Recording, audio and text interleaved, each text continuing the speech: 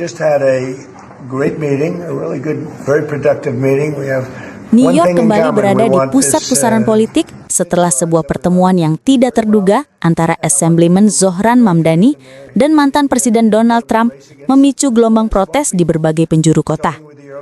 Menurut laporan para aktivis dan pihak keamanan, unjuk rasa yang bermula di jalan-jalan Queens kemudian meluas hingga mencapai sejumlah rumah ibadah, termasuk beberapa sinagoga yang sempat diduduki secara singkat oleh kelompok anti pendudukan Israel.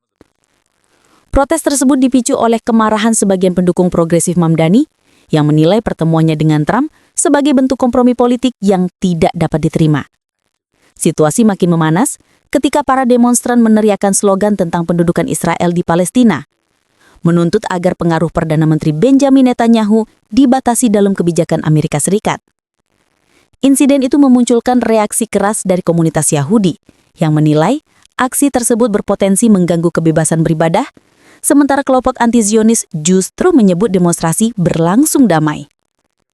Keberadaan Nature Karta, kelompok Yahudi ultra-ortodoks anti-Zionis di barisan depan demonstrasi, menambah lapisan kompleksitas dalam dinamika protes tersebut. Mereka membantah tuduhan antisemitisme dan menyatakan bahwa kritik terhadap kebijakan Israel tidak identik dengan kebencian terhadap umat Yahudi. Kehadiran mereka selama aksi berlangsung menjadi sorotan karena berhasil membalik narasi yang selama ini sering digunakan untuk mendelegitimasi kritik terhadap Israel. Di sisi lain, keputusan Mamdani mempertahankan komisaris NYPD Jessica Tisch dalam sejumlah kebijakan keamanan kota dianggap sebagai pengkhianatan oleh beberapa aktivis anti-Zionis dan kelompok kiri yang selama ini mendukungnya. Mereka menilai kebijakan penegakan hukum New York masih terlalu represif, terutama terhadap protes pro-Palestina. Kritik tersebut semakin keras setelah NYPD melakukan pengamanan ketat selama rangkaian demonstrasi. Sementara itu, reaksi Trump terhadap situasi ini juga menimbulkan perdebatan luas.